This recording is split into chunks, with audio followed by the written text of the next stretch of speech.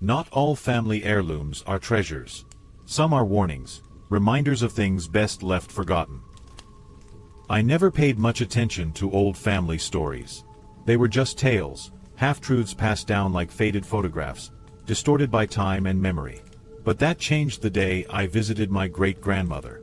She was 98 years old, sharp as ever, living alone in a weathered farmhouse on the outskirts of a quiet Iowa town. I hadn't seen her in years, but something about that visit felt different. It wasn't just the isolation of the place or the way the air seemed unnaturally still. It was the bell, the rusted, silent bell hanging from the wooden post in the backyard.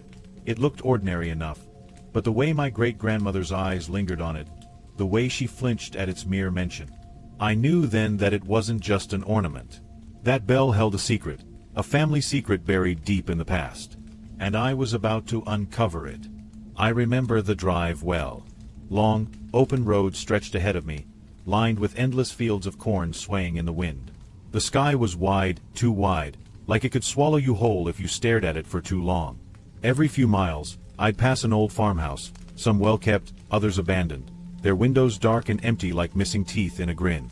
There were no billboards, no gas stations, just miles of land and a feeling that time had slowed down. It had been years since I last visited my great-grandmother. She was 98 now, still living alone in the same house she'd been in since before my father was born. I wasn't even sure why I had decided to make the trip. Maybe it was guilt, maybe curiosity. Maybe some things just pull you back, whether you understand why or not. The turnoff to her place was easy to miss, just a narrow dirt road between two towering oak trees. My tires crunched over the gravel as I drove up the long driveway, past a weathered barn leaning slightly to one side, its paint long faded. An old tractor sat rusting in the grass, forgotten. And then, further back, near the tree line, I saw it. A bell. It was mounted on a curved metal crook, standing alone as if it had been placed there for a reason. It was old, rusted, and silent, but something about it made my stomach twist. It wasn't large, wasn't anything special at first glance, but it felt off. Like it didn't belong, like it was watching. I pulled up in front of the house, cutting the engine. The house itself looked the same as I remembered. Wooden, two-story, its wraparound porch sagging slightly under the weight of time. The windows reflected the overcast sky, making them look more like mirrors than glass. The screen door creaked open before I even made it up the steps, and there she was. My great-grandmother was small, fragile-looking, but her eyes were sharp, the kind that saw through you, past the small talk and niceties. She smiled when she saw me, but there was something else there too, something behind the welcome, something I didn't understand yet. "You finally made it," she said, her voice warm but tired.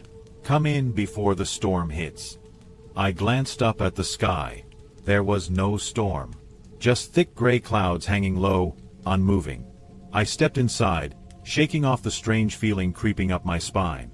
I told myself it was just the long drive, just the exhaustion settling in.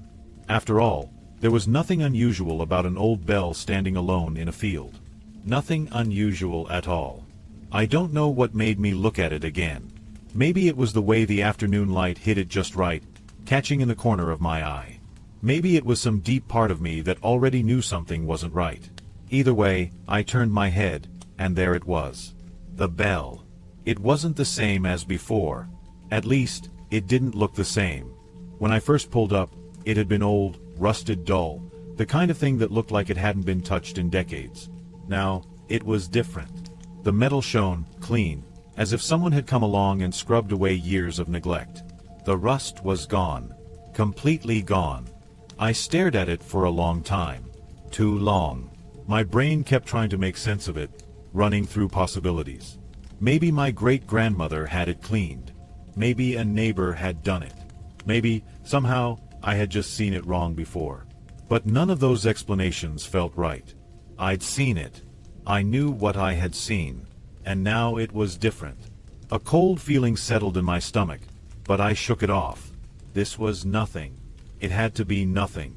Still, I found myself watching it, half expecting something to happen, half daring it to prove me wrong.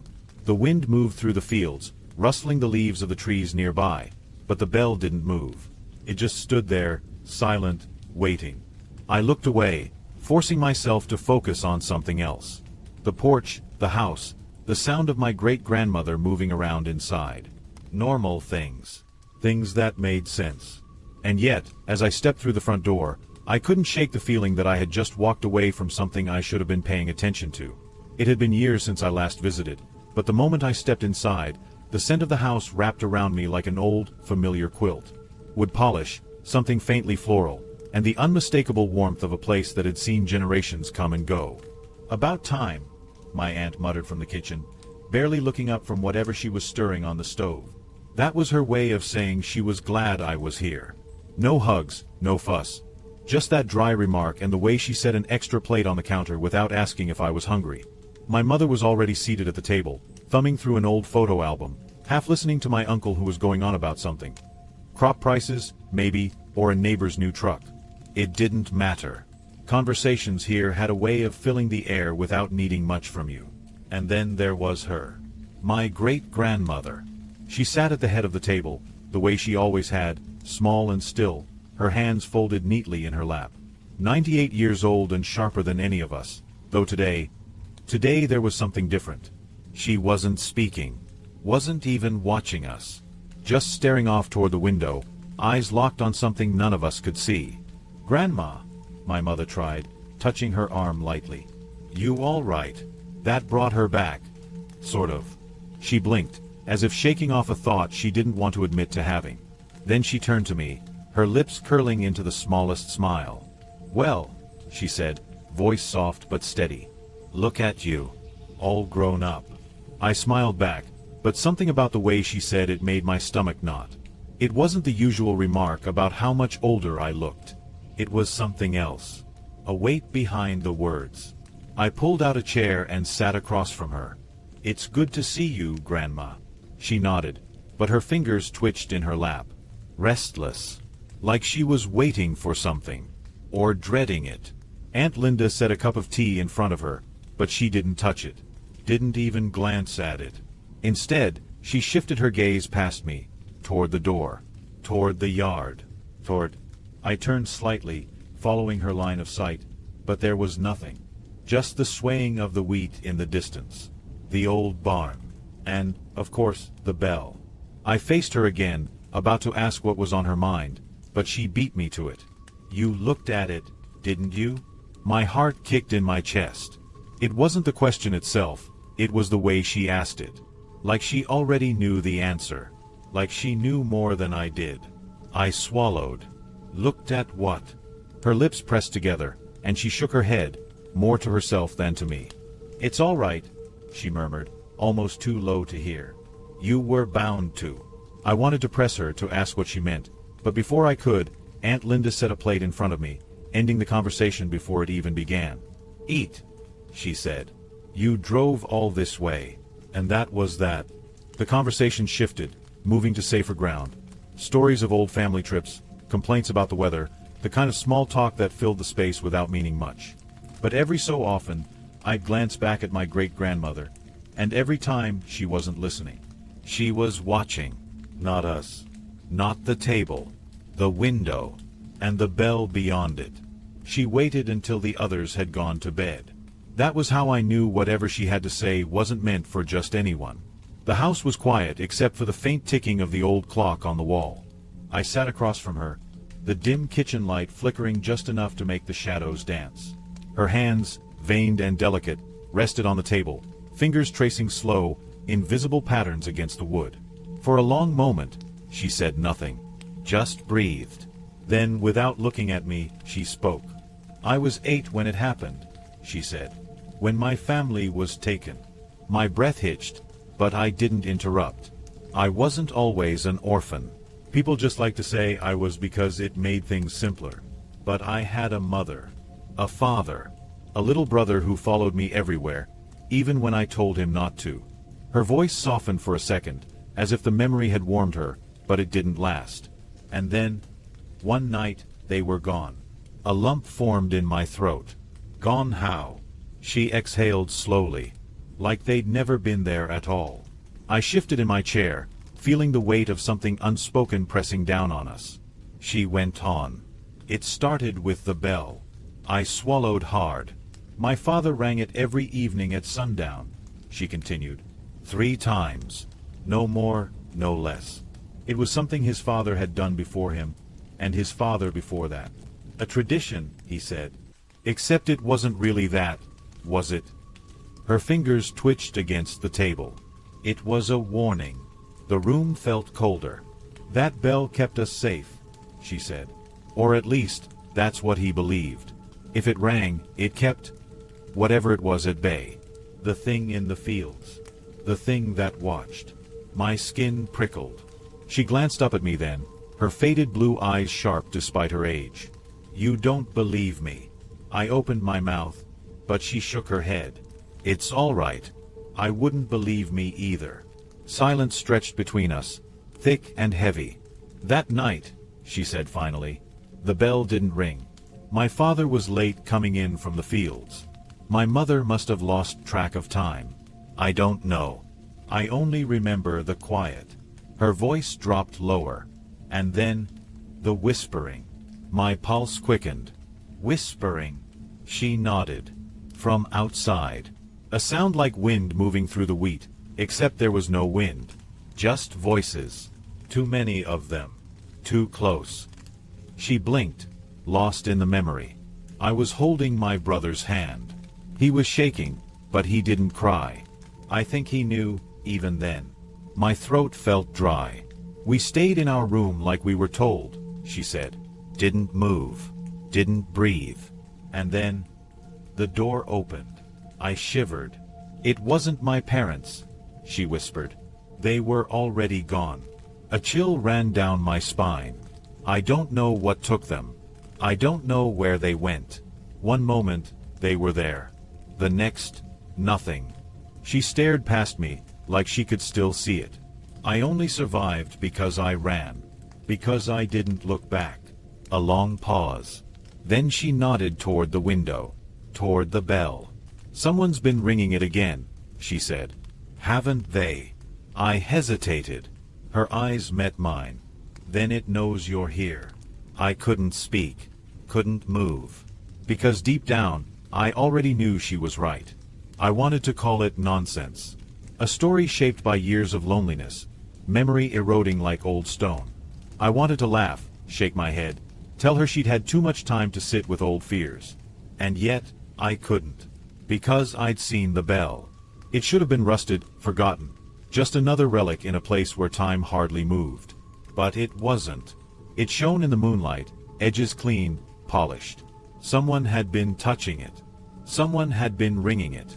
I thought about my family asleep upstairs, unaware. My father, who had already started talking about selling the land. My mother, who didn't believe in ghosts but still refused to sleep with the closet door open. My cousins, who would probably scoff at the idea of a haunted bell but wouldn't go near it after dark. What if she wasn't wrong? The thought sent a chill through me. If I ignored her, if I let myself believe it was just an old woman's ramblings, would it change anything? Would it mean I didn't wake up one morning to an empty house? Would it mean I didn't listen to the silence and realize, too late, that something had come? I ran a hand through my hair, exhaling slowly. There was a choice in front of me, even if I didn't want to acknowledge it. Walk away, pretend none of this mattered, or find out the truth. I could hear the wind outside, or maybe it wasn't the wind at all. Maybe it was something else. I didn't know. And that was the problem. Because now that I had heard her story, I couldn't leave it alone. I started with the old records in the attic, the ones my great-grandmother had tucked away in brittle folders and yellowed pages. The handwriting was faded, the ink bleeding into the fibers of the paper, but the names stood out. Names I recognized. Family members who had lived and died on this land. Some of the deaths were expected. Old age, illness, the things that took people in their time. But others didn't make sense. Children who had vanished without a trace. A mother who drowned in the well despite never being known to set foot near it. A man who walked into the fields one evening and was never seen again. The further back I went, the worse it became. Reports of disappearances. Stories whispered in the margins of old journals. And always, there was mention of the bell. The one mounted near the barn. The one that had always been there, long before my great-grandmother's time. It was a warning, some writings said. A barrier, others claimed. The bell was never to be touched unless absolutely necessary. If it rang without reason, it meant something had come. I sat there, surrounded by the weight of old paper and fading ink, my breath shallow. The bell had been rusted, unused, nothing more than a forgotten ornament, until now. Someone had cleaned it. Someone had made sure it was ready. And if the stories were true, that could only mean one thing. Something had been waiting. Something had been called. And my family was still here. I told them we had to go. I didn't explain it the way I should have. I was too frantic, too unsettled. The words tumbled out in a mess, and my great-grandmother just smiled the way she always did, as if she had already lived too long to be afraid of anything. My uncle laughed. My cousins rolled their eyes. No one took me seriously. So I stopped talking and started watching. At first, it was easy to dismiss. A door creaking open when no one was there. The sound of footsteps on the stairs in the dead of night. The flickering of a bulb, a misplaced object, a chill creeping through the house despite the warmth of summer. Small things. Things that could be explained. But then the nights grew heavier. I heard something outside my window, a rustling too deliberate to be the wind. I stared out into the dark, searching, straining my ears. And then, just barely, just enough to make my stomach drop, I heard the bell. A single chime. Soft. Faint. Almost hesitant. The next day, my great-grandmother seemed different. She was quieter, more distant. Her hands shook as she buttered her toast, and when I asked if she was all right, she just nodded without looking at me. I wanted to press her, but something about the way she held herself made my throat tighten. I let it go. The bell rang again that evening. This time, I saw the rope move. No one was there. By the third night, the air felt wrong, heavy, like something pressing down on my chest. I barely slept. Every time I drifted off, something woke me. A whisper, a footstep, the sensation of being watched. And then came the knocking. 3 slow, deliberate knocks on my bedroom door. I held my breath, frozen, waiting for whoever was there to announce themselves. But they didn't. They just stood there. I could feel them. I reached for my phone, my fingers unsteady. But before I could turn on the light, the door creaked open. Nothing was there. I didn't sleep after that. By the time the sun rose, I had made my decision. If my family wouldn't leave, I would end this myself. I didn't know what that meant. Not really. All I knew was that everything traced back to the bell. It had to go. I waited until everyone had gone to bed. Then, with a flashlight in one hand and an old axe in the other, I walked toward the barn. The night was silent, suffocating. Every step felt wrong, as if I were moving through something thick and unseen. When I reached the bell, I hesitated. Up close, it was beautiful, gleaming in the moonlight as though it had never aged. I didn't want to touch it, but I had no choice. The moment my fingers brushed the metal, the air shifted. I wasn't alone. I heard breathing, low, ragged, inches from my ear. The ground felt unsteady beneath me, the darkness pressing in too tightly. My skin crawled. Something moved behind me, slow and deliberate. I swung the axe. It struck the bell, a deafening clang splitting the night. And then, silence. For one terrifying moment, nothing happened. Then the wind howled, a violent force that sent me stumbling backward. The bell began to shake, its sound warping, twisting into something awful. I gritted my teeth, raised the axe again, and brought it down with everything I had. The bell cracked. And then, the screaming started. The bell was gone. Or at least, that was what I told myself as I stood there, gripping the axe, heart pounding in my chest. The metal lay in jagged pieces at my feet, its once polished surface now fractured and dull. The air was still. Too still. The wind that had howled moments ago had vanished, leaving behind a silence so absolute it made my ears ring. I wanted to believe it was over. That whatever had been tied to that bell had been severed along with it. But as I turned back toward the house, I couldn't shake the feeling that something had changed. Not ended, just shifted. No one mentioned the noise the next morning. My family went about their routines as if nothing had happened. My great-grandmother sat in her chair by the window, her hands folded neatly in her lap.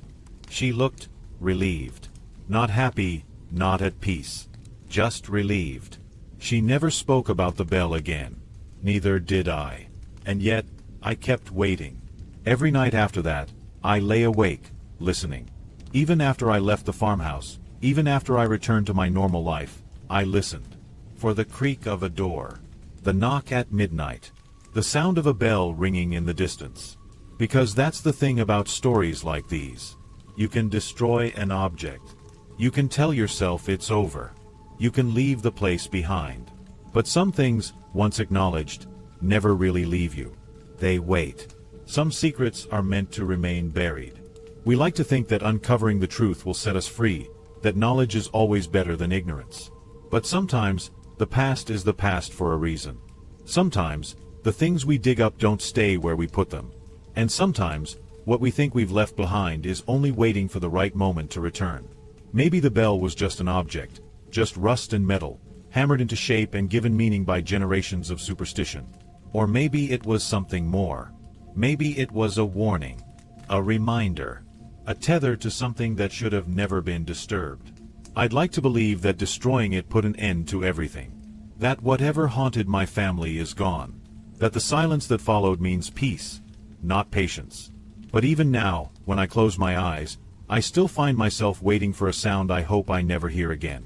If you've ever encountered something that made you question what's real and what's best left alone, I want to hear about it. Drop your thoughts in the comments, share your own stories, and let's see just how many of us have touched the edges of something unexplainable. And if you enjoyed this story, if you want more mysteries, more forgotten whispers from the past, make sure to like, subscribe, and stay with me. Because the world is full of stories like this. Some are told, some are silenced, and some are still waiting to be heard.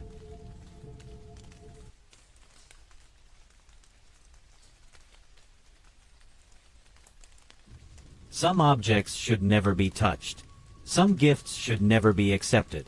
And some whispers should never be heard. But when my wife put on that ring, she changed. At first, it was subtle, long, empty stares, whispered words in a language she didn't know. Then, she tried to kill me in my sleep. Welcome to eerie, short and scary stories, where the darkness speaks, and the past refuses to stay buried. Tonight, we uncover a tale of ancient sorcery, possession, and a curse that refuses to be forgotten. This is The Haunter of the Ring. My name is James Gordon, and for most of my life, I thought horror belonged in stories. Legends passed down to scare children, fables meant to keep people from wandering too far into the unknown. But I was wrong. I know that now. It started with a ring. A small, ancient thing, gold, with an eerie black stone set in the middle. My wife, Evelyn, received it as a gift. Joseph Rolock, an old family acquaintance, had sent it to her with a letter that simply read, "This belongs to you now." That was all. No explanation. No warning. Just those 5 words. At first, she laughed it off. It was just a ring, she said. Just a piece of old jewelry.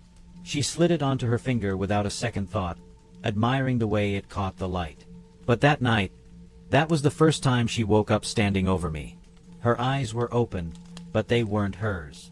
They were hollow, empty, focused on something that wasn't there. I whispered her name, gently at first, then louder. No response. It was only when I shook her that she blinked, gasped, and stumbled back as if she had just woken from a nightmare. But she had no memory of it. None at all. Evelyn had always been a deep sleeper. She never talked in her sleep, never walked around. But after that night, it became routine. Some nights, she'd sit up suddenly, her breathing slow and steady, her head tilting ever so slightly, listening. Listening to something I couldn't hear. And then came the whispers. Soft at first. Just a murmur under her breath, barely noticeable. But soon, the words became clearer. It wasn't English. It wasn't any language I recognized. I tried recording it once, just to prove to myself I wasn't imagining things. But when I played it back, the only thing on the tape was silence. Evelyn dismissed it. She was tired, she said. Stressed. Maybe she had been dreaming. Maybe I was dreaming. But I wasn't. And neither was she. The turning point The moment I knew, without a doubt, that something was horribly wrong. Happened 3 weeks after she first put on that ring. I woke up in the dead of night to the feeling of something pressing against my throat. Evelyn was on top of me, her hands wrapped around my neck, her face inches from mine. But it wasn't her face. Her eyes were black. Completely. No whites, no irises. Just deep, endless black. And she was smiling. I tried to speak, to move, but my body refused to obey. My vision darkened at the edges. I was seconds away from losing consciousness when, suddenly, she gasped and released me. She fell back, clutching her hands to her chest, eyes wide in horror. She kept repeating the same thing over and over. I didn't mean to. I didn't mean to. James, I swear, I didn't mean to. I wanted to believe her. God, I wanted to believe her. But I could still feel the pressure on my throat, the burning where her nails had dug into my skin. And that smile, that inhuman, twisted smile, that wasn't my wife. Not anymore. At first, I tried to rationalize it. Stress, exhaustion, maybe even some kind of sleep disorder. People do strange things when their minds are pushed to the edge, and Evelyn had been restless for weeks. Maybe that was all it was. Maybe she was just tired. But then, she came at me with a knife. I was chopping vegetables in the kitchen when I felt something behind me. Close, too close. Before I could turn, a sharp, cold edge pressed against my back, right between my ribs. Evelyn was standing there, holding the knife in both hands, her knuckles white. She wasn't speaking, wasn't blinking. Just staring at me with that awful, vacant expression. I took a step forward, slowly, careful not to make any sudden movements. The knife slipped from her fingers and clattered onto the counter. She blinked, inhaled sharply, and then, nothing. Just confusion. She had no memory of picking up the knife. No memory of following me into the kitchen. The next time, she tried to drown me. I was in the bath, my eyes closed, letting the warmth soak into my skin. I didn't hear her come in. Didn't sense her at all. The first thing I felt was the pressure, both of her hands forcing me under, pushing with a strength she shouldn't have had. I thrashed, kicked, tried to pry her fingers away, but she was locked in place, unmoving. My lungs burned. My vision blurred. And just when I thought I was going to die, she let go. I shot up, gasping for air, coughing water from my lungs. Evelyn stood over me, trembling, tears in her eyes. She kept saying my name over and over, asking what had happened, asking why I looked so afraid. I knew then that this wasn't exhaustion. This wasn't stress. Something was happening to her. Something beyond explanation. I needed help. I turned to John Kirawan. He wasn't just a friend. He was someone who knew things. Strange things. Things most people refused to acknowledge. If anyone could make sense of this, it was him. I told him everything. The sleepwalking, the blank stares, the whispers in her sleep. The knife. The bath. I expected him to be skeptical, to tell me it was all in my head.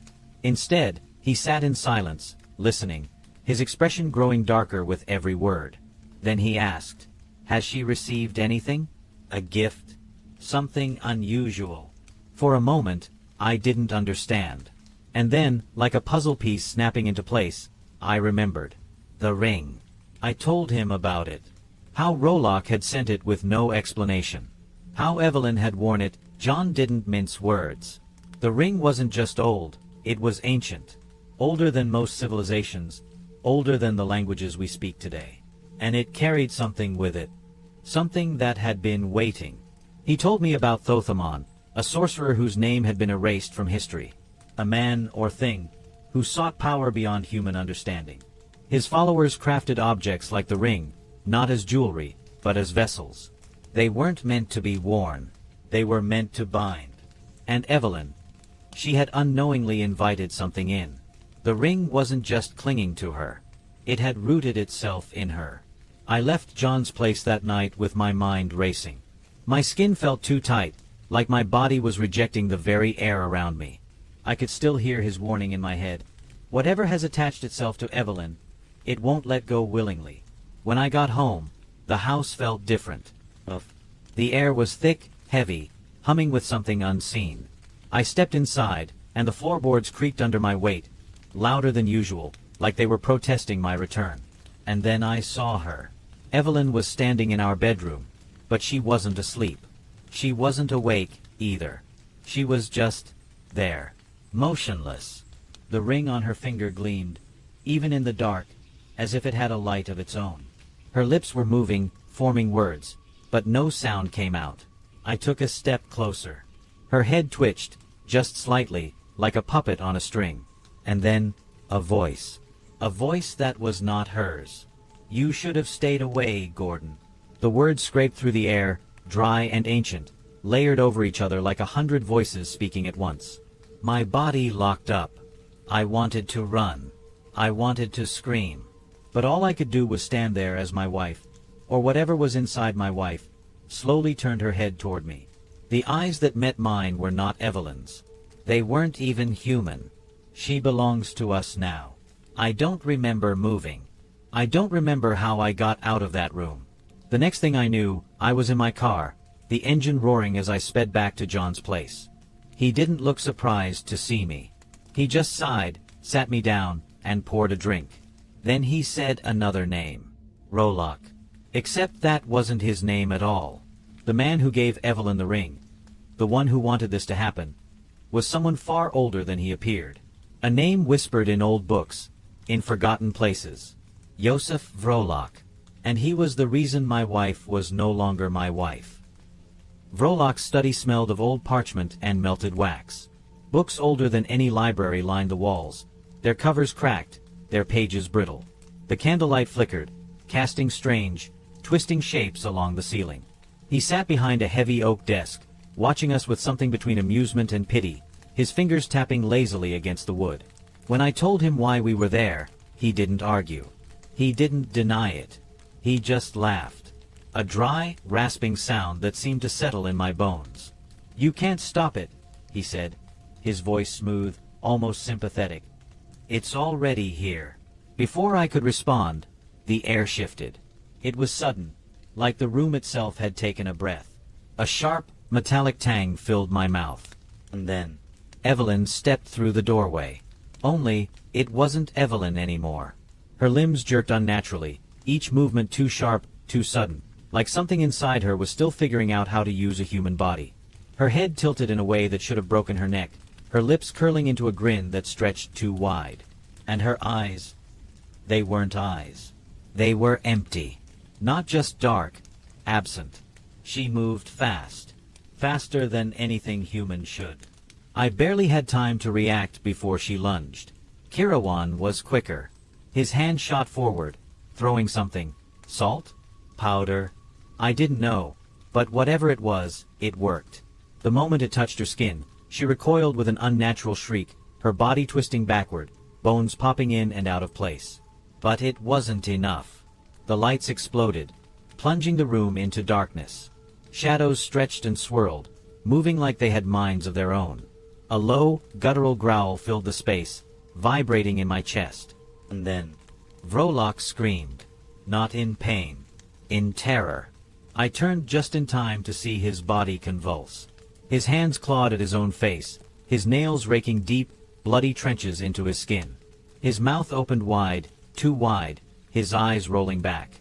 "No, no, and oh," he shrieked, but his voice was lost beneath something else. A sound so ancient, so wrong, it made my stomach churn.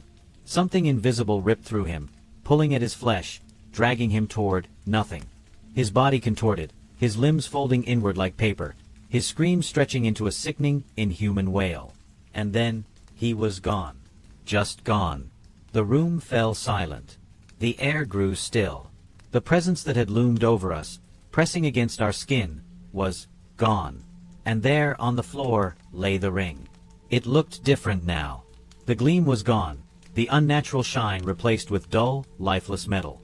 It was just a ring again. Just an object. But as I stared at it, heart pounding, breath shaking, I knew the truth. This wasn't over.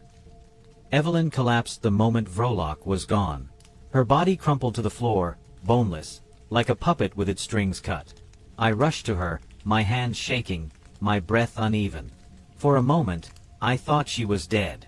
That whatever had been inside her had drained her completely, left her as nothing but an empty husk. But then, she stirred. Her eyelids fluttered open, and I saw her. The real her. Confusion flickered across her face. Then fear. She looked at me, at the broken room around us, at the faint scorch marks on the floor where Vrolok had stood, and whispered, "What happened?" She didn't remember. Not the ring. Not the voice that had spoken through her lips. Not the way she had lunged at me, again and again, with hands that weren't her own. I wanted to tell her, to make her understand. But as she shivered in my arms, I couldn't bring myself to speak the words. We left that house before dawn. We left the city, too. Packed what little we could, abandoned the rest, and drove until the roads blurred together. I told myself it was over. That whatever had slithered into our lives had been buried with Vrolok. For a while, I believed it. Months passed. We settled into a new place, a small town where the nights were quiet, where people smiled at strangers, where the horrors of the past felt distant. Evelyn started painting again. I convinced myself that the worst had passed. Then, one night, I woke to the sound of whispers. Faint, like breath against the walls. The kind of sound you almost convince yourself isn't real. I held my breath, listening, waiting. But the room was still. I turned over, expecting to find Evelyn asleep beside me. But she wasn't. She was sitting up, staring at me. Her eyes were wide, unfocused, locked onto my face as though seeing something I couldn't. And her hands were reaching for me. Before I could speak, her fingers brushed my throat. Just the lightest touch. A ghost of a movement. Then, suddenly, she gasped and recoiled, her own hands flying to her mouth. Her breathing came in quick, panicked bursts, her entire body trembling. "I didn't mean to," she whispered. "I didn't move. I didn't speak." I only watched as realization dawned in her eyes, as she pulled her hands against her chest like they didn't belong to her. Neither of us slept that night. Because deep down, we both knew the truth. It didn't end that night. It never ended. Some things don't end. They stretch, thin as a whisper, lingering in the spaces we can't see. You move forward, rebuild, tell yourself you left it behind. But it's there, waiting. Evelyn tries not to talk about it, but I catch her staring into mirrors longer than she should, as if expecting something to look back. Sometimes, in the middle of the night, she wakes up without knowing why. She grips my arm so tightly it leaves bruises. I ask her what she sees. She never answers. Last week, I found something in the attic. A box we never unpacked from the old house. It should have been filled with books. Instead, there was only one thing inside. The ring. It sat there, dull, lifeless. But when I picked it up, it was warm. Warmer than it should have been. I didn't tell Evelyn. I didn't throw it away, either. I couldn't. My fingers curled around it before I even thought to stop myself. And then, that night, I woke up to find Evelyn sitting up again. Her breath was slow, measured. She wasn't looking at me this time. She was looking at the closet. I asked her what was wrong. She didn't move. Then she whispered, "It's open." I turned my head. The closet door was shut. It had always been shut. I started to tell her that, to reassure her, but when I looked back at her face, I stopped. Because she wasn't looking at the door anymore. She was looking just beside it. And she wasn't blinking. Some curses don't die. They wait. They linger in the cracks of reality, watching, listening, waiting. And maybe, just maybe, the haunter of the ring isn't finished yet. If you found this story interesting, share it. Let more people see what really happens. And if you want to hear more true crime cases like this, hit that subscribe button. There are more stories out there, some waiting to be told, others still unfolding. This is Eerie Short and Scary Stories. See you next time.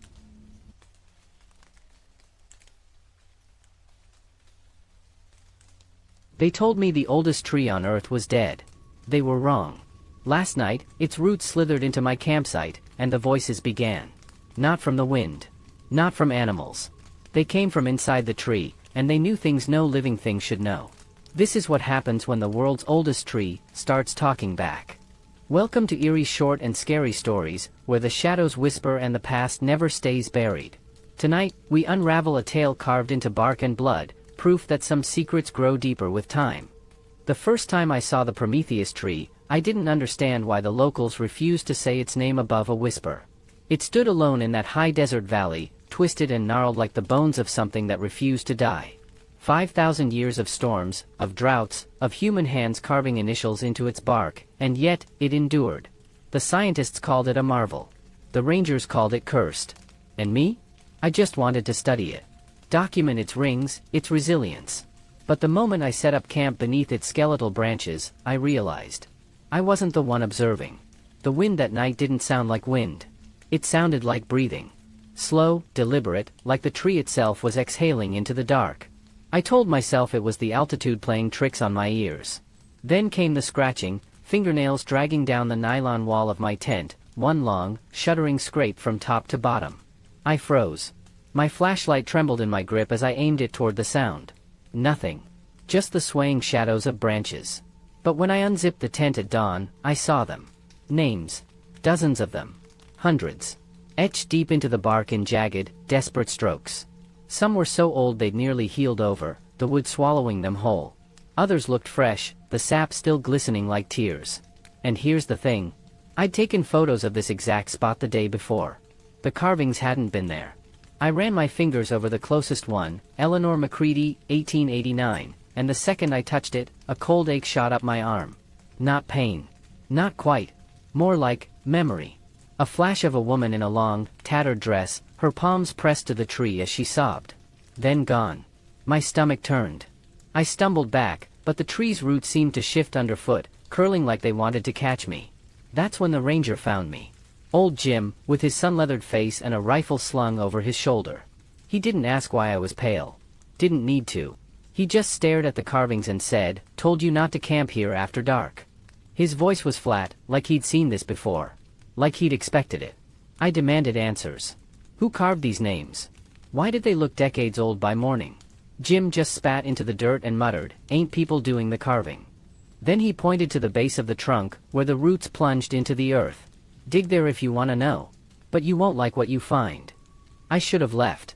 Should have packed up my gear and driven back to the university and written a nice, safe paper about soil erosion. But the tree. God help me, the tree wanted me to stay. That night, the whispers started. Not in my ears, in my bones. 100 voices murmuring all at once, tangled up in the creak of branches. I couldn't make out words. Not then. But I knew one thing with icy certainty. Every name on that bark belonged to someone who'd heard the whispers too. And now, so did I. The names became my obsession. Each morning I'd return to that twisted trunk with my notebook and camera, tracing the letters carved into its flesh. Eleanor Macready, 1889. Thomas Harker, 1923. Sarah Jane Whitaker, 1947. The dates marched forward through decades, through wars and depressions and the birth of nations, all while that ancient tree stood watching. I started noticing patterns. The carvings always appeared in clusters, 3 or 4 new names every few nights. Always at the base of the trunk where the bark was softest. Always in that same jagged script, like someone had used their fingernails instead of a knife. The park superintendent refused my calls. The local library's archives had whole sections redacted. That should have been my first warning. But I kept recording. Every rustle of leaves, every groan of bending wood. My microphone captured things my ears couldn't hear, whispers layered beneath the wind, too many to count, all speaking at once. When I played the tapes backward. God, I wish I hadn't. The static resolved into words, clear as day. "Help us," they said. "He's coming." The temperature would drop whenever I got close to the tree now. Not the chill of evening, this was deeper, like stepping into a freezer. My breath would fog the air even at noon.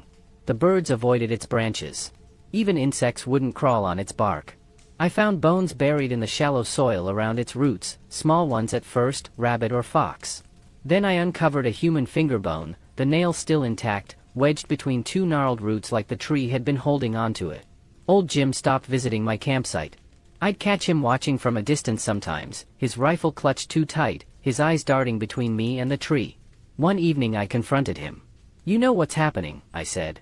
He just shook his head and muttered, Prometheus wasn't the tree's name. It's what we call what lives inside it. Then he left and never came back. That night the whispers got louder. They didn't just come from the recordings anymore. I could hear them in my tent, under my sleeping bag, in the back of my skull. Always the same phrases, repeated like a chant: feed the roots. Join the choir. The watcher is hungry. I started dreaming about the names on the tree. In my dreams, the carvings weren't names at all, they were hooks. Anchors. And something was pulling on them from the other side. The worst part? The carvings were changing. The older names, they were healing over. The bark was swallowing them, smoothing out.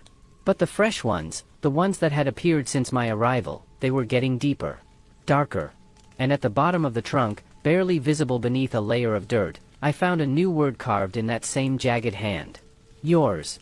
I packed my gear that morning. Threw everything in the truck. Started the engine. But when I looked in the rearview mirror, I saw them, thin white roots, creeping slowly across the dirt toward my tires. Waiting. And the whispering wouldn't stop. I stopped sleeping through the night. Every time I closed my eyes, I'd feel them first, thin, searching tendrils creeping up the legs of my cot. The roots moved like living things when no one was watching.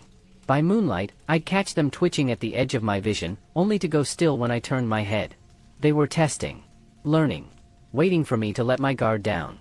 One morning I woke to a terrible pressure around my ankles. The roots had wound themselves around me in my sleep, their grip tight as iron shackles. When I tried to pull free, they constricted, not enough to break skin, but enough to show me they could. The tree knew I was trapped. It wanted me to know it too. I screamed until my throat was raw, hacking at the roots with my pocket knife. They bled. Thick, dark sap that smelled like copper and turned my stomach. When I finally staggered into the ranger station, covered in dirt and that awful sap, Jim took one look at me and went pale. "Show me," was all he said. I pulled out my camera, showed him the photos from that morning, the roots coiled around my legs, the bark splitting open in places to reveal something wet and pulsing beneath. Jim's hands shook as he scrolled. Then he froze. There, in one of the photos, barely visible in the gnarled bark, was his face. Not carved. Not imagined. His features stretched and warped in the wood grain, his mouth open in a silent scream. Jim threw my camera across the room. "Get out," he whispered. "Get out now before it takes you too." But when I tried to leave, he grabbed my arm with fingers like ice. "It's too late for me," he said. "I've been hearing the whispers since I was a boy. They always start with your name."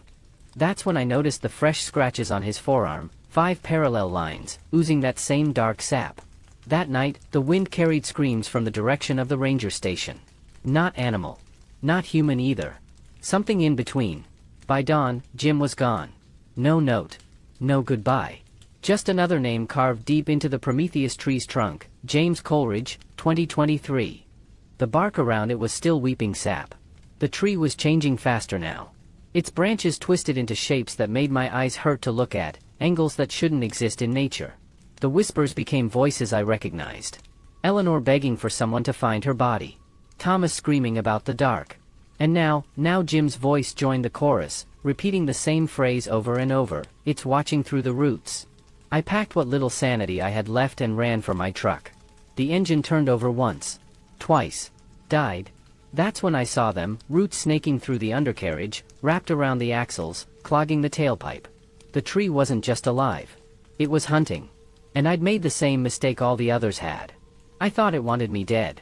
I was wrong. It wanted me to stay. And now, when I press my ear to its bark at night, I can hear them all: Eleanor, Thomas, Sarah Jane, Jim, singing to me from inside the trunk. Their voices blend with the creak of bending wood, with the rustle of leaves that aren't really leaves at all. The newest carving is mine.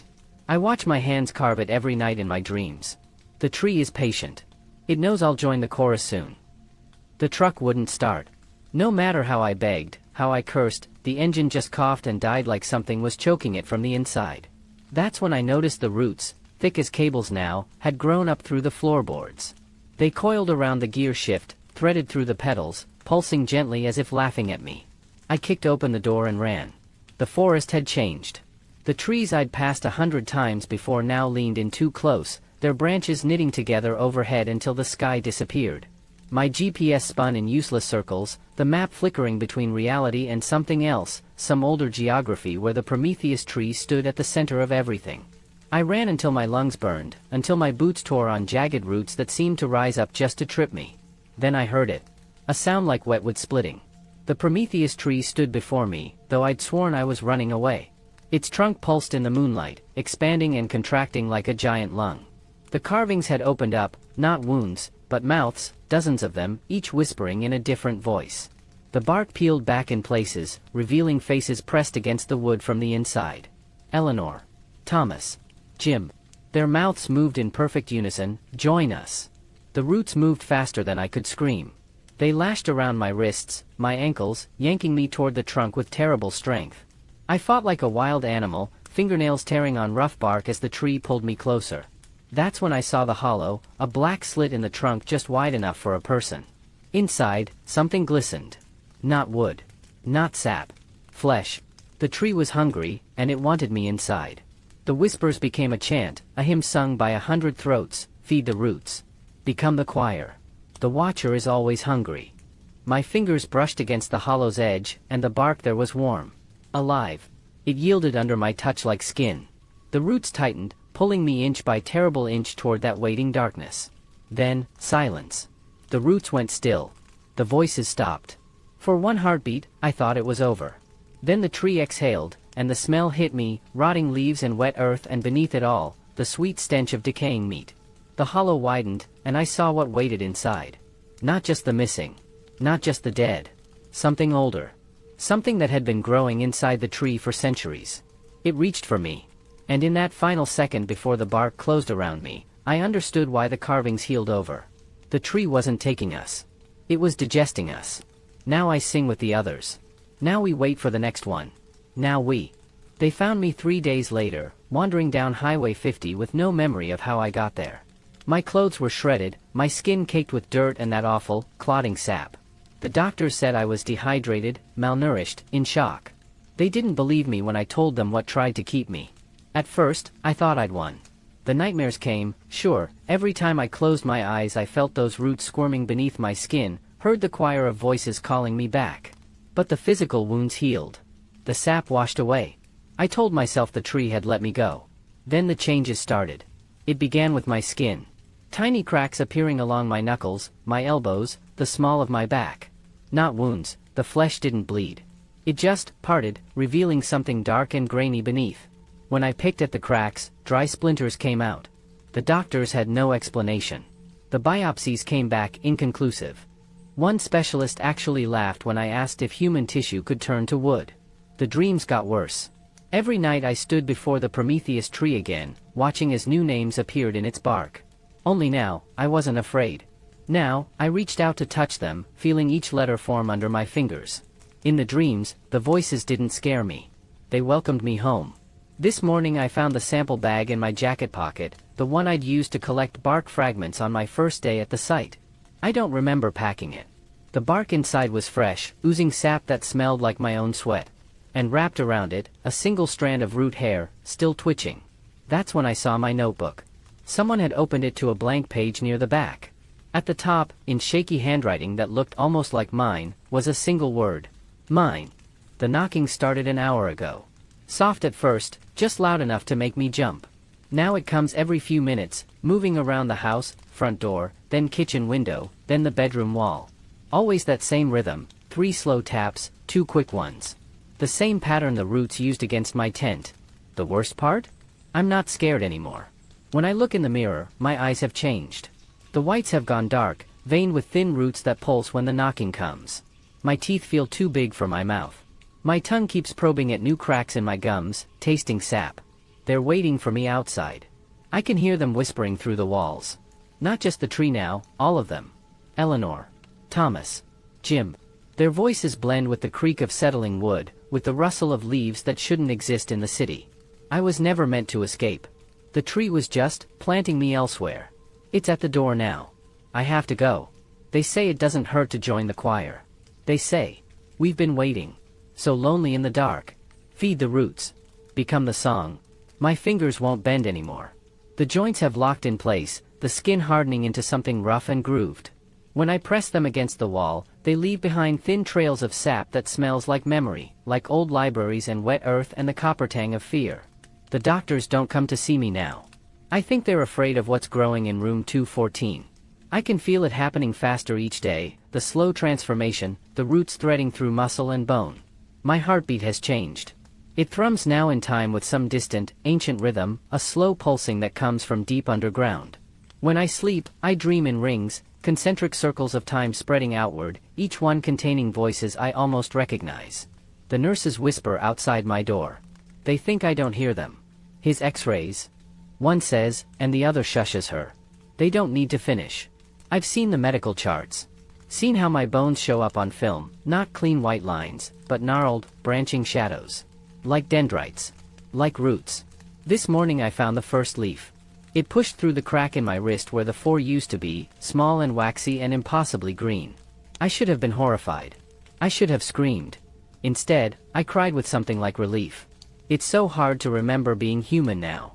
The memories peel away like dead bark, revealing older things beneath. They moved me to the basement last night. Somewhere with no windows, where the screams won't disturb the other patients. The orderlies wear thick gloves when they touch me. One crossed himself when he saw my eyes. The pupils have split into fractal patterns, like growth rings viewed through a microscope. I'm writing this in the dark. My fingers are too stiff to hold the pen properly, but it doesn't matter. The words aren't for you anymore. They're for the next one who comes seeking the Prometheus tree. The next curious soul who thinks ancient things should be studied rather than feared. Listen closely now. Can you hear it? That faint creaking in the walls? The almost voices in the plumbing? The way your houseplant's leaves tremble when you're not looking? We're everywhere now. The oldest tree doesn't just collect. It spreads. Look at your hands. Really look. See those lines in your skin? They're deeper than they were yesterday. Aren't they? We'll wait. The roots always find their way home. Join us. And so the whispers fade, for now. But before you go, ask yourself this: when you next walk through an ancient forest, when you press your palm against weathered bark, will you listen too closely? The oldest trees remember every secret ever whispered to them. And some, like our friend Prometheus, whisper back. If this tale took root in your imagination, why not let it spread? A like lets us grow more stories in this dark garden we cultivate. A subscription plants you right where we want you, waiting for the next nightmare to blossom. As for what's coming next, let's just say you might want to think twice before developing old film you find in abandoned houses. Some photographs don't just capture moments, they steal them. The photograph that ages backwards waits for you next time. Until then, try not to dream of roots.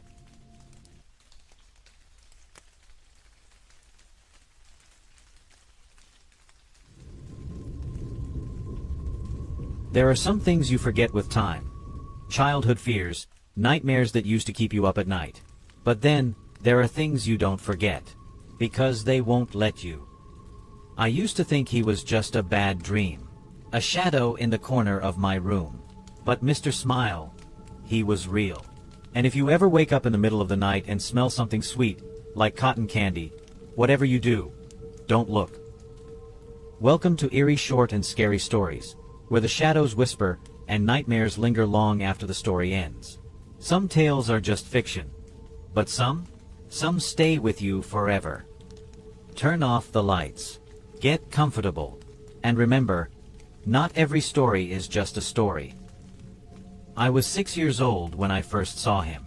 Back then, I didn't know his name. I didn't know what he wanted. All I knew was that I was afraid. My parents thought I was just having nightmares. They sent me to a child psychologist, some nice woman with glasses who asked me to draw pictures of what I saw at night. I remember gripping a crayon and pressing so hard it broke in half as I tried to sketch his face. The big, round eyes. The grin that never wavered. The way he just stood there, watching. I stopped talking about him after a while. Not because I stopped seeing him, but because I learned that no one would believe me. It always started the same way. I'd wake up in the middle of the night, feeling off, like the air in my room had thickened. The silence would be heavy, pressing down on me. No rustling leaves outside, no hum of the fridge down the hall, just nothing. Then, the smell would come. Sweet, almost sickly. Like cotton candy left out in the sun too long. It would fill my nostrils, clinging to the back of my throat. I never had candy in my room. I never ate sweets before bed. but still, it was there. And then, I'd see him. At first, just a shape at the foot of my bed. A shadow darker than the rest of the room. My eyes would adjust, and slowly, he'd come into focus. He was tall. Too tall. Lanky, like his limbs were stretched just a little too far. His face was the worst part. Round, pale, almost cartoonish. And the grin. That awful, frozen grin. He never moved. Never spoke. Just stood there, watching. I wanted to scream. Every muscle in my body begged me to run, to throw the blankets over my head, to do something. But I couldn't. I was frozen, locked in place by the weight of his stare. The first time it happened, I convinced myself I was dreaming. I closed my eyes as tight as I could, counted to 10 in my head, and when I opened them, he was gone. The next night, he was back. And the night after that. And the night after that. I tried telling my parents, but they brushed it off. Just a bad dream, my mother said, ruffling my hair. Maybe we should stop letting him watch cartoons before bed, my father muttered. I knew better. I knew what I saw. Mr. Smile was real. And he wasn't going anywhere. The first time I realized I wasn't alone, I felt a kind of relief. The kind that comes when you think, maybe I'm not crazy after all. It happened during one of my therapy sessions.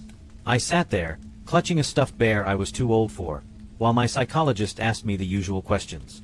How was school? Was I still having nightmares? Was there anything I wanted to talk about? I didn't want to talk about Mr. Smile. I'd learned my lesson. But then she did something different. She set her notepad down, leaned in slightly, and said, "Have you ever heard of any other kids seeing him?" My fingers tightened around the bear's worn-out fur. Other kids?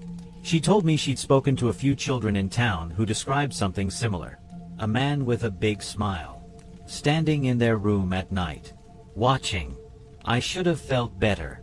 I should have felt less alone. But instead, my stomach twisted, because now I knew. Mr. Smile wasn't just mine. She didn't give me names, but I started paying attention. Listening in at recess, in the lunchroom, on the bus. And that's when I noticed it. Kids whispering about a weird smell in their bedrooms. A dream they couldn't explain. Someone standing at the foot of their bed. One day, I worked up the courage to ask a boy in my class. He was quiet, kept mostly to himself. But when I brought up the name, Mr. Smile, his eyes lit up in recognition. "Oh yeah," he said, like I just asked about an old friend. "He comes when I'm sad." I felt my throat close up. The boy kept talking, like this was the most normal thing in the world. He told me that when he cried at night, Mr. Smile would show up. He never spoke, never moved, but somehow he made him feel better. I didn't understand. How could anyone feel better? And then I heard the same thing from another kid. And another. They said Mr. Smile made them feel warm. I felt none of that. When I saw him, I felt something leave me.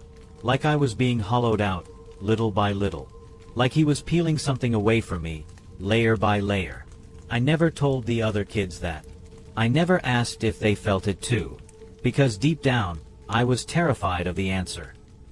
At first, I thought they were just tired of talking about him. The kids who once whispered about Mr. Smile stopped bringing him up. If I mentioned his name, they'd blink at me like I was speaking another language. Like they didn't remember. But I knew they had seen him. I had seen the fear in their faces, the unease in their voices. And yet, one by one, they moved on. Or worse, changed. There was a girl named David. He was one of the first kids who had told me about the smell, about the man who watched him sleep. He was shy, awkward, always fidgeting. But one day, he wasn't. One day, he came to school with a smile stretched across his face, humming a song none of us knew. I asked him if he still saw Mr. Smile. His grin didn't waver. His voice was light, airy, like he was talking about a pet he used to have. Who? I didn't ask again. More kids followed. Kids who used to flinch at shadows, who used to know something was wrong, suddenly didn't. They became happy. Too happy. The kind of happy that doesn't belong to kids who used to be scared. And then there was Lisa. Lisa had always been quiet, kept to herself. I liked her because she never looked at me like I was crazy. She understood. One afternoon, she pulled me aside, eyes darting nervously around the empty classroom. Her hands trembled as she clutched the straps of her backpack. "He talks to me." I remember feeling my stomach drop. Lisa's voice was barely a whisper. "He said he likes me best." I wanted to tell her to run, to never sleep again, to fight against whatever it was he was doing. But she was already shaking her head, already looking over her shoulder like she expected him to be there. And maybe he was. I went to Dr. Ellison. I told her everything. The missing memories. The changed kids. Lisa's confession. She smiled at me, too kindly, too softly, and said it was my imagination. That maybe I was seeing things that weren't there. I wanted to scream. Because I knew. Mr. Smile wasn't just watching. He was taking. Lisa was gone. No goodbyes. No warnings. Just a gone. Her mother said she had been in bed the night before, that everything had been normal. The window was locked. The door was shut. No sign of a struggle. Nothing disturbed. Except for the smell. Faint, clinging to the air, to the fabric of her pillows. That sickly sweet scent. Artificial. Playful. Cotton candy. I heard the grown-ups whispering about it. The police looked confused, kept saying things like, "No forced entry," and "no evidence of abduction." They asked if Lisa had ever run away before, if she'd been acting strange, if she had a reason to leave. I wanted to tell them. I wanted to scream at them. But I didn't. Because I knew they wouldn't believe me. They hadn't believed me when I told them about the other kids. They hadn't believed me when I said Mr. Smile was doing something to them. Why would they believe me now? Lisa was taken. And I was next. That night, I didn't sleep. I couldn't. I kept my eyes locked on the foot of my bed, barely blinking. I could almost convince myself I'd be safe if I just stayed awake. If I didn't move. If I didn't let him know I was afraid. But then, the smell came. Before I could even think about sleep, before my eyelids could even grow heavy, it was there. Seeping through the walls. Filling my lungs. I clenched my fists. I didn't look. I wouldn't look. But I knew he was there. I felt him. The air in the room changed, thickened. It felt full, like something else was sharing it with me. Standing close. Watching. My heartbeat pounded in my ears. And then, for the first time ever, he laughed. A sound so quiet, so wrong, it sent ice down my spine. It wasn't deep or loud. It wasn't a cackle or a roar. It was soft, breathless, almost amused. And then, nothing. The air cleared. The smell faded. And I was alone again. But I knew what it meant. He was done watching. It was my turn now. Lisa never came back.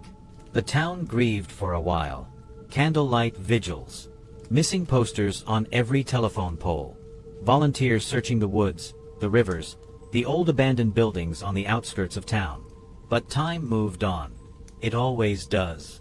The posters faded. The whispers died down. People stopped looking. Stopped caring. Stopped asking. And somehow, I was the only one who seemed to remember. Not just Lisa, him. I tried to talk about it once. Told my mother I was scared. That I felt like something had been taken from me, even if I didn't know what. She just looked at me, confused. Said I was doing better. That the nightmares had stopped. That the strange talk had stopped. She was relieved. I was terrified. Because she was right. The memories were slipping away, piece by piece, like sand through my fingers. I knew something had happened, but I couldn't hold on to the details. I couldn't remember. I used to be able to picture his face perfectly. Every sharp feature, every detail of that smile, stretched too wide across his face. But now he was just blurred edges in the back of my mind. A name without a face. A nightmare without a shape. But the fear never left. I didn't see him again. Not really. Not in the corner of my room. Not at the foot of my bed. Not in the dark spaces between streetlights when I walked home at night. But sometimes, just for a moment, I'd feel it. That thick, heavy stillness in the air. That quiet that wasn't just quiet. And then, the worst part. The part that sent me right back to being a child, frozen under my blankets. The smell. That sweet, artificial scent. Like carnival candy. Like childhood. Like something I was supposed to trust. I always told myself it was nothing. That it was all in my head. But deep down I knew. He was still there. And he never really left. Years passed. I told myself it was over. That it had been a childhood nightmare. Nothing more. I even convinced myself that Lisa had simply run away. That she was out there somewhere, living a new life, far from this town. I wanted to believe that. But then, the reports started. Different towns. Different states. Missing children. No forced entry. No struggle. No clues. Except one. Parents would mention something strange. Something small, almost insignificant. A scent. Sweet. Artificial. Like carnival candy. The first time I heard it, my stomach dropped. The second time, I felt sick. By the third, I stopped reading the news altogether. But it didn't stop. It was happening again. And again. And again. And then, the email came. No sender. No subject. Just a single attachment. A child's drawing. Crude lines, shaky, like tiny hands had struggled to keep them straight. A figure, tall, looming, standing in the corner of the page. No eyes. No nose. Just a smile. Wide. Unnatural. Like it had been drawn first, before anything else. Below the drawing, 6 words. He still likes you best. I closed my laptop. Shut it off. Sat there in the dark for a long time, listening to my own breathing, trying to tell myself it wasn't real. But I knew better. I still know better. So, if you wake up in the middle of the night, and the room is too quiet, if the air feels heavy, pressing against your skin, and if you catch the faintest whiff of something sweet, something warm and sticky, like melted sugar on a summer night, don't move. Don't look. And whatever you do, don't smile back.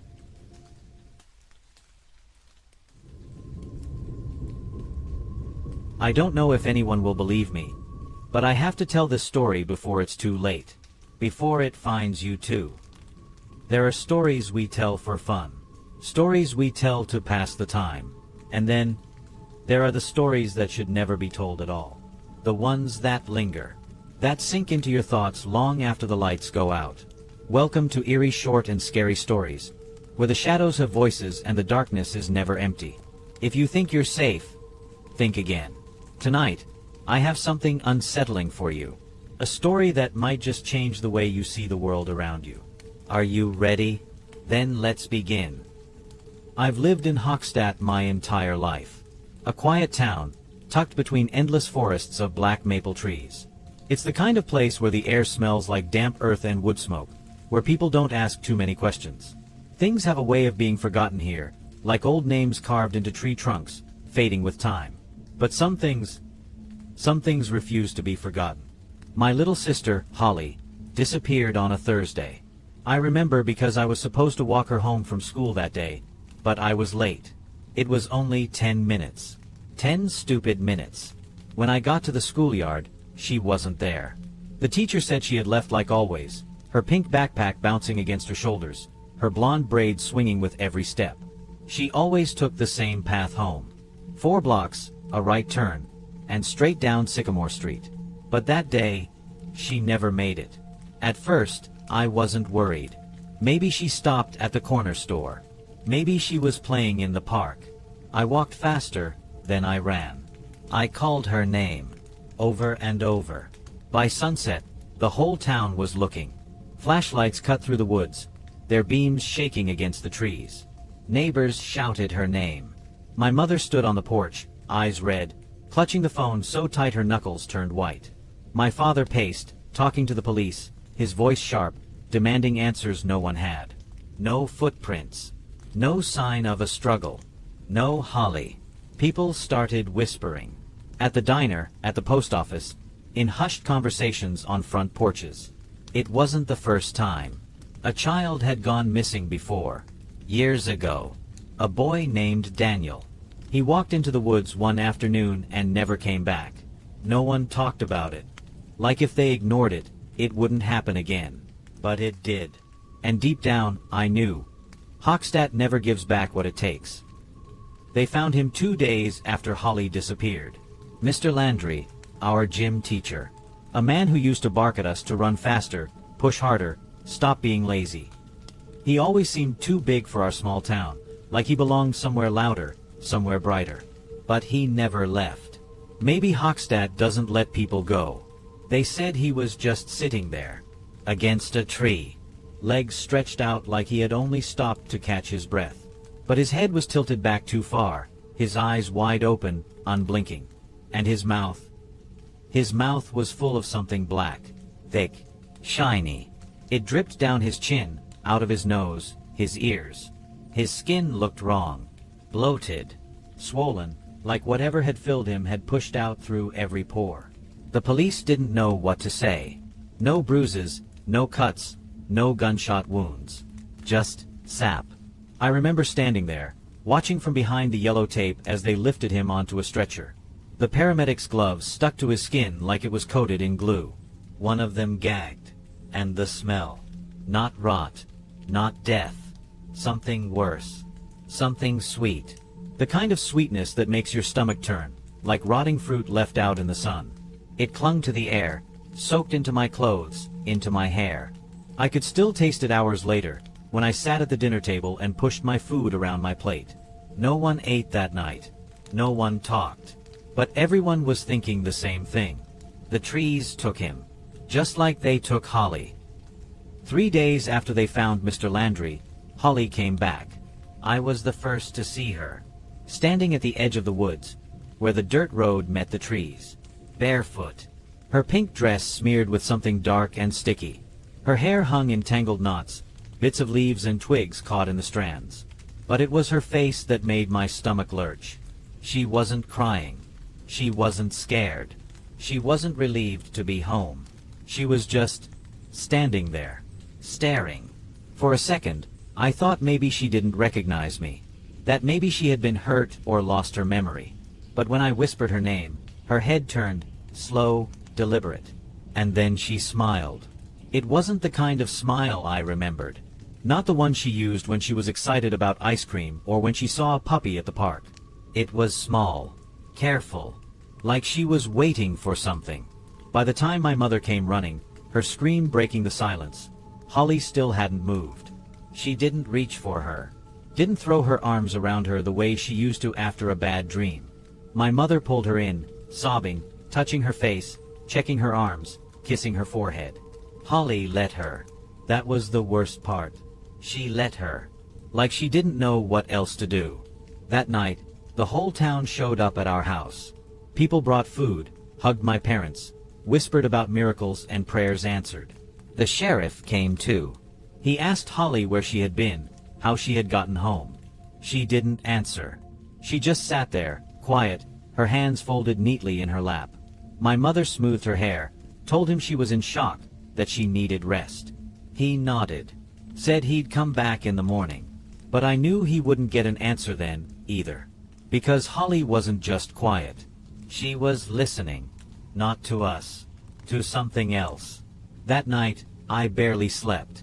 Every time I closed my eyes, I saw her standing at the tree lean, still as a statue. That dress. That smile. That black sap smeared across her hands like ink. Sometime after midnight, I heard it. A rustling. Soft, careful footsteps outside my window. I held my breath, staring at the ceiling, my fingers gripping the blanket so tight my knuckles ached. Then, a whisper. Not words. Not exactly. A sound. Low, humming. A voice that didn't belong to Holly. But she answered. From down the hall, her voice, flat, calm, speaking in a language I didn't know. I squeezed my eyes shut, counting seconds, waiting for it to stop. It didn't. It just got quieter. like it had moved farther away. At first, the town only talked about Mr. Landry in whispers. Parents shook their heads, said it was a shame that he had always been such a quiet man. A teacher, a neighbor, someone you passed at the grocery store and never thought twice about. But then the police found his house. And after that, no one called it a shame anymore. They called it what it was. Evil. Inside his basement, they found stacks of files, newspaper clippings, old missing posters. Some of the names were familiar. The kids who had vanished over the years, the ones everyone had assumed got lost in the woods or ran away. But there were others, too. Names no one recognized. Faces that didn't belong to anyone from our town. Then there were the pictures. Polaroids. Grainy. Faded. Some so old the edges had curled. And Holly's name was in there, too. The sheriff came to our house that night. My father slammed the door in his face the first time. Said he wasn't answering any damn questions. But eventually he let them in. I sat at the top of the stairs, listening. They asked Holly if she had ever been to Mr. Landry's house. If she remembered anything. She didn't answer. She just blinked at them, tilting her head like she was thinking. But there was no confusion on her face. No fear. And that was when I knew. She did remember. She just wasn't telling. The officers left with tight expressions, saying they'd come back another day. But I knew they wouldn't get any more out of her then, either. Because Holly was different now. She had been ever since she came back. And sometimes, late at night, I'd hear her talking. At first, I thought she was dreaming. That maybe she was whispering in her sleep. But when I crept to her room and peeked inside, I saw her sitting up in bed, her hands folded neatly in her lap, eyes fixed on the window. She wasn't talking in her sleep. She was listening. And whatever she was listening to, it was whispering back. Holly spoke to the trees. That was what I told myself whenever I heard her murmuring at night, her voice barely above a whisper. She never talked to me anymore. Never answered when Mom or Dad asked how she was feeling. But the trees? They got all her words. And one night, she let me listen. She sat on the windowsill, bare feet dangling, her back straight. The moonlight made her skin look too pale, almost like she wasn't real anymore. And then, in that slow, careful voice that wasn't quite hers, she said, "They know." I didn't ask who. I didn't have to. She turned her head slightly, just enough for me to see the corner of her mouth twitch. A smile. But it wasn't a happy one. "The trees remember everything," she whispered. "They see when bad things happen. They don't like when people take what isn't theirs." I felt cold. A deep, aching cold that had nothing to do with the night air. She wasn't lying. I could tell. And I remembered the woods. The way they swallowed sound.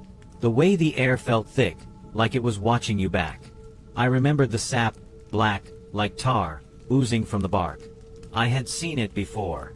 On Holly's dress. On Mr. Landry's face. I wanted to believe she was just a kid with too many nightmares. That she was making it up to explain something she didn't understand. But then I saw it for myself. The trees were bleeding. Late one evening, when the town had started to forget and pretend, I went back to the woods. I had to know. I had to see. And I did. The trees stood like they always had, tall and quiet, but something about them felt different now. Their trunks seemed darker, their roots stretched too far, as if they had moved in the night. I reached out, pressing my palm against the rough bark of one, and when I pulled my hand back, thick, sticky, black, it smelled wrong. And in the space between the trunks, deep in the woods where the light didn't reach, something shifted. It wasn't the wind. It wasn't an animal. I wanted to run, but I couldn't, because I wasn't alone. A shape, tall, too tall, stood among the trees, watching. No eyes, no face, just a hollow space where a person's features should have been. And then, as the wind picked up, I heard it, soft, distant, like a sigh carried through the leaves. Whispering. The same whispering I had heard from Holly's room. I turned and ran, branches clawing at my arms, the ground unsteady beneath me. I didn't stop until I reached my house, my lungs burning. And when I looked up at Holly's window, she was already there. standing, watching. She smiled. Not at me. At the trees. I don't go into the woods anymore. I don't walk alone at night. It's been years since Holly came back, but I still hear them, the whispers. At first, I thought it was the wind, a trick of my mind, the way fear lingers long after you think you've escaped it. But wind doesn't say names. And it doesn't say mine. Sometimes, late at night, when the world is silent, I hear it outside my window. Soft, careful, calling. I tell myself not to listen. I tell myself to ignore it, pull the blankets over my head, block it out. But no matter how hard I try, I always end up waiting. Because sometimes, she whispers back. Holly doesn't talk much to us anymore. She moves through the house like a shadow, light on her feet, silent as if she's afraid of making too much noise. Mom and Dad think she's just adjusting, that she just needs time. But I know better. She's waiting, too. I've seen her standing outside in the yard, staring at the trees, lips barely moving. I used to think she was just mouthing words, maybe reliving something she refused to tell us. But one night, when I crept closer, I realized there was sound. A faint, almost inaudible murmur slipping through her teeth. And then, the trees answered. It wasn't in words. It was in movement. The way the branches shuddered, the way the leaves trembled without wind. A slow, rhythmic sway, like they were listening, like they were breathing. That was the first night I locked my bedroom door. I tell myself she's still my sister. That whatever happened to her, whatever changed, she's still Holly underneath it all. But I don't believe it anymore. She used to be afraid of the dark. She used to climb into my bed when storms rattled the windows, clutching her stuffed rabbit, burying her face into my arm. Now she sits by her window for hours, watching, waiting. I know one day she'll go back. I don't know when. I don't know how. But I know she will. And worse. I think she wants me to go with her. What do you think? Just another strange tale from a town no one remembers? A coincidence? A tragedy wrapped in superstition? Maybe. Or maybe the trees of Hochstadt remember everything. Maybe they don't forget the names whispered through their branches. The footsteps that press too deep into their roots. The voices that call out in the dead of night, waiting for something, someone, to answer. And maybe, if you ever find yourself alone in the woods, you should listen. Really listen. Not just to the wind, but to the spaces in between. The rustling that doesn't quite match the breeze. The way the air seems to shift, just for a moment, as if something unseen has turned its attention to you. And if you hear it, if you hear them, don't stop. Don't wait. Run. If you enjoyed this story, make sure to like, subscribe, and hit the bell icon. More terrifying tales await here on Eerie Short and Scary Stories. Sleep well, if you can.